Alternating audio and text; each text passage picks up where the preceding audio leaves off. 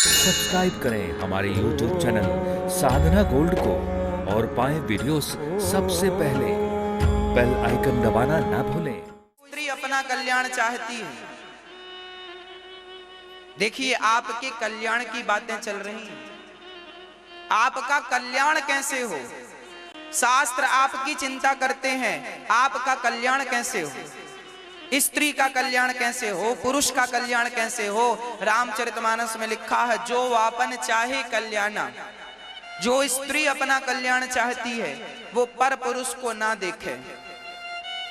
जो पुरुष अपना कल्याण चाहता है वो पराई नारी को ना देखे।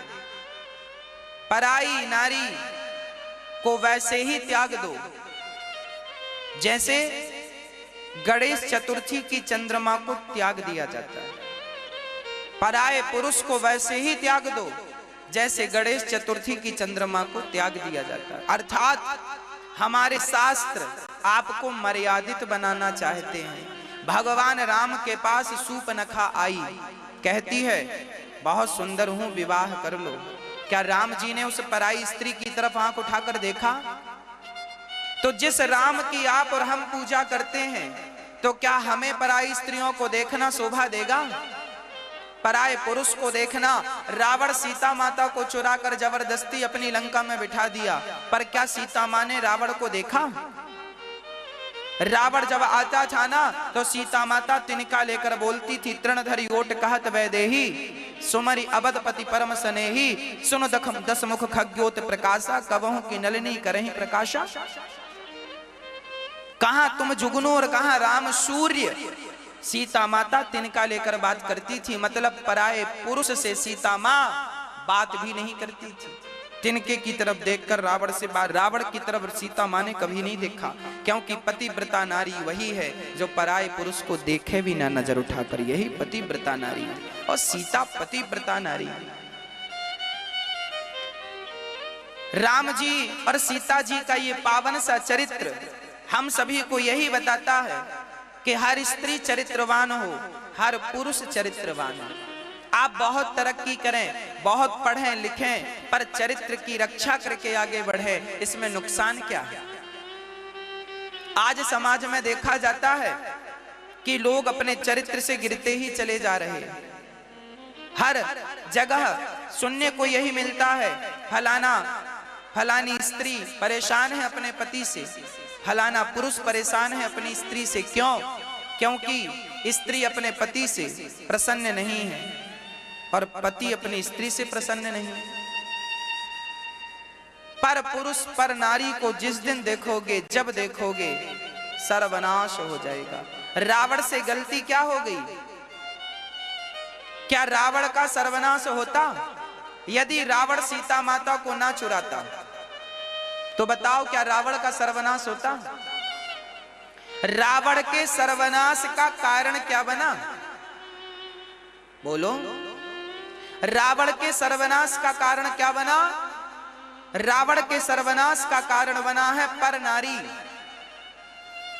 रावण के लिए सीता पर नारी है, पराई स्त्री माता के समान होती है। आपसे उम्र में बड़ी है स्त्री तो वो आपकी माता है, उसे माँ की दृष्टि से देखना चाहिए। जैसे तुम अपनी माँ को देखते हो ना, तो तुम्हारे अंदर कोई गलत भाव नहीं होता। उसी प्रकार आपसे एज में बड़ी कोई भी महिला है, चाहे वो आपके गांव की है या गांव की नहीं है, घर की है या घर की नहीं है, देश की है या देश के बाहर की भी कोई बड़ी स्त्री उम्र में है, वो आपकी माता है। बस बात खत्म। ये हमारा सिद्धांत है, ये हमारे संस्कार है। हमारे से हमारी उम्र यदि 30 साल है और सामने यदि 31 साल की स्त्री खड़ी है तो वो हमारी बहन है। हमारी उम्र से लगभग मिलती जुलती है, 5 साल कम, 5 साल ज्यादा, 10 साल कम, वो हमारी बहन है। अधिक बड़ी है तो माता, बराबर की है तो बहन, और आपसे उम्र में छोटी है सो आपकी बेटी है। जैसे पिता बेटी को देखता है पर उसकी आंखें, उसका मन खराब नहीं होता, जैसे भाई बहन को देखता है, ना आंखें ना मन खराब होती हैं। माँ को देखने से आंखें मन कुछ भी खराब नहीं होता। ऐसे संसार की प्रत्येक नारी को देखो, माँ समझकर, बहन समझकर, बेटी समझकर। खोट नारियों में नहीं है, खोट हमारी दृष्टियों में है। लोग कहते हैं स्त्रियां ऐसी हैं, ना स्त्रियां नहीं, हमारी नजर ऐसी है, देखने का नजरिया ऐसा। लोग कहते हैं जमाना बुरा है। अरे भाई ये भी तो बताओ, जमाना तुमसे है या तुम जमाने से हो? बोलो, हमसे जमाना है या जमाने से हम हैं? हमसे जमाना है या जमाने से हम हैं? आप जवाब दो, बोलो, क्या जमाने से हम हैं? बोलो हाँ या ना।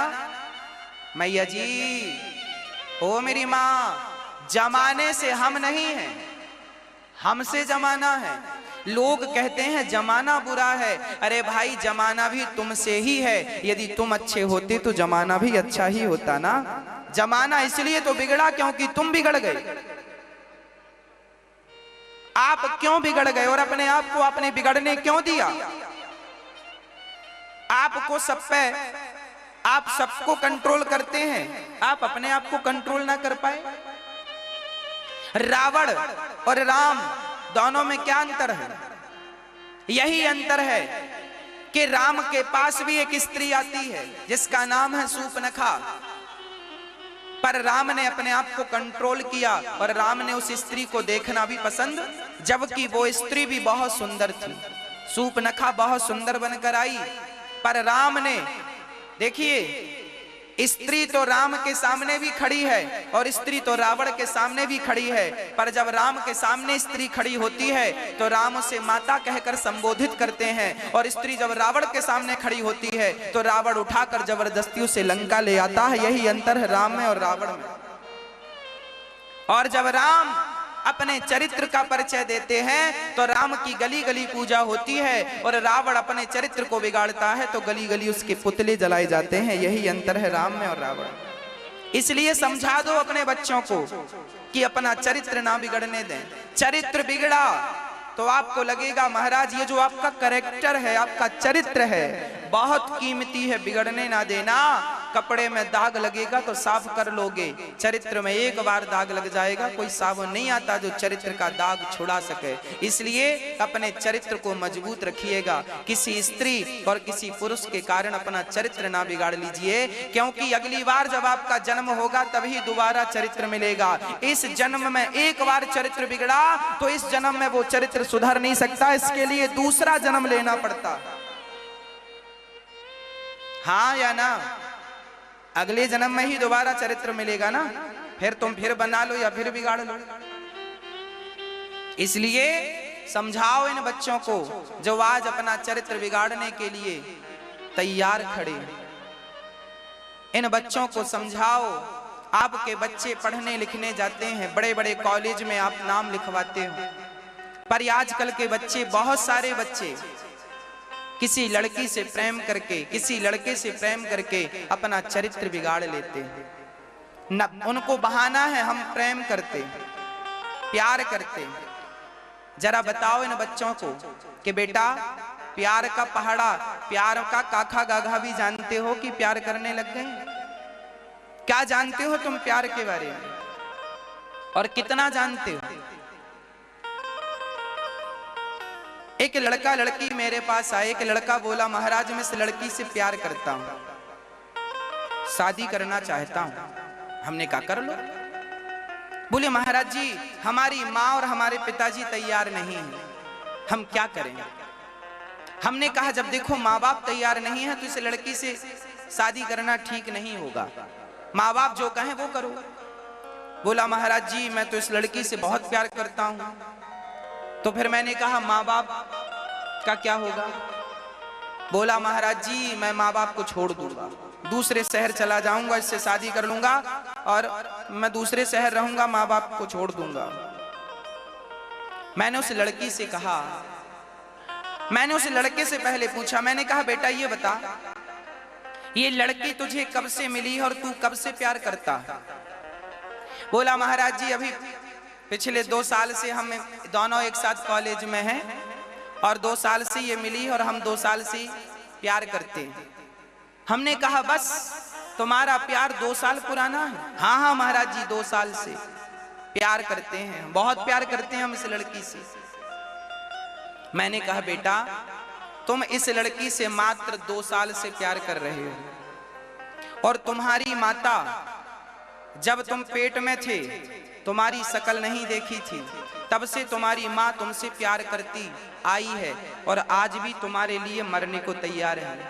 तुम्हारी किडनी फेल हो जाएगी तो दुनिया का हर बंदा हाथ खड़े कर सकता है, पर माँ कहेगी कि मेरी किडनी लेकर मेरे बच्चे को डाल दो, मुझे मार दो पर मेरे बच्चे को बचा लो। यदि बच्चे को किडनी की जरूरत पड़ेगी ना, कोई ना देगा, पर माँ स्वप्न में भी ये नहीं कहेगी कि मैं नहीं दूंगी। वो ये चाहती है मैं कल मरने वाली हूं तो आज मर जाऊं, पर मेरी उम्र मेरे बेटे को मिल जाए, मेरे बच्चे को मिल जाए। तुम्हारी माँ तुमसे इतना प्यार करती है, तुम्हारी माँ तुमसे 25, तुम्हारी एज 25 साल की है, तो तुम्हारी माँ तुमसे 25 साल से प्यार करती आ रही है, और तुम इतने अंधे हो कि तुम्हें अपनी माँ का प्यार तो नजर आया नहीं, ये लड़की का 2 साल का प्यार तुम्हें नजर आ गया। कहते हो लड़की से 2 साल से प्यार करते हैं, तुम करते हो ना लड़की से प्यार 2 साल से। तुम्हारी माँ तुमसे 25 सालों से प्यार करती आ रही है, और इस लड़की से 1 करोड़ गुना ज्यादा प्यार करती है तुम्हारी माँ, पर तुम अपने आप को प्रेमी ठहराते हो।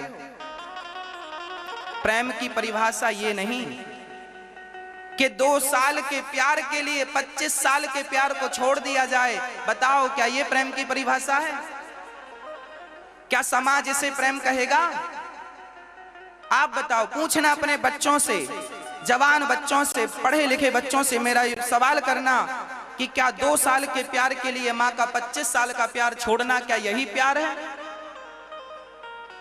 क्या इसी को आपके बच्चे प्यार समझते हैं? प्यार क्या होता है तुम नहीं जानते।